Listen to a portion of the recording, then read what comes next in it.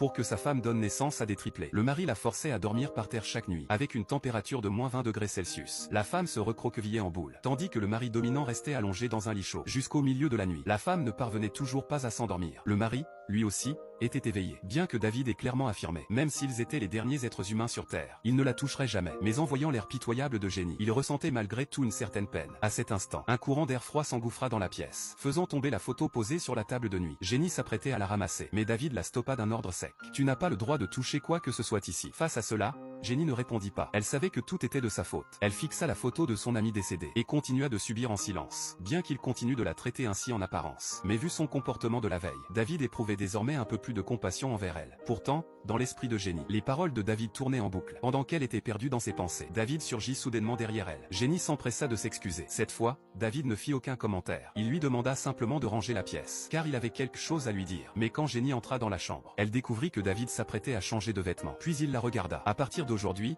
tu devras me préparer mes vêtements chaque jour. C'est le devoir d'une épouse. Il était encore au téléphone avec un ami. Jenny hésita longuement, puis finit par tendre la main pour lui boutonner sa chemise. Ce geste simple troubla David, qui rougit légèrement. Il raccrocha aussitôt son ami, et demanda sèchement à Jenny ce qu'elle faisait. Mais à peine eut-il prononcé ces mots, qu'il regretta déjà. Il prétexta vouloir un café, et l'envoya à la cuisine. Mais alors qu'il s'apprêtait à la suivre, une sonnerie retentit à la porte. Jenny ouvrit et découvrit un bouquet de fleurs. Elle pensa aussitôt que David les lui avait offertes. Mais à sa grande surprise, ce n'était pas David qui les avait commandées. Il jeta violemment le bouquet par terre. Tu crois vraiment que tu es devenu une bru de la haute société? Ce ne sont que des amis qui envoient leurs vœux. Ces mots ramenèrent Jenny brutalement à la réalité. Puis il lui demanda d'écrire son prénom et son nom. Dans cette région, il existe une coutume, selon laquelle, une fois mariée, le nom de la femme prend le prénom de son mari devant. Voyant Jenny écrire cela sans hésiter, David ne put s'empêcher de douter. On dirait que tu crois vraiment être devenue une riche épouse. Est-ce que tu m'as épousé par appât du gain? En y réfléchissant, c'est presque risible. Pour quelqu'un comme toi, un criminel, il est impossible d'éprouver de vrais sentiments. Manifestement, il cherchait des excuses pour ne pas s'attacher à Jenny. Mais à cet instant,